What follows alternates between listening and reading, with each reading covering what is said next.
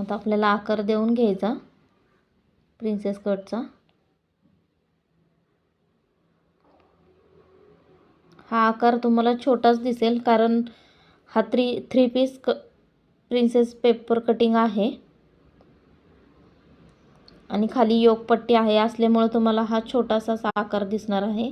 तर इथून मी 1.5 इंच घेतलेला आहे। 1.5 इंच घेऊन आपल्याला आकार देऊन घ्यायचा आहे।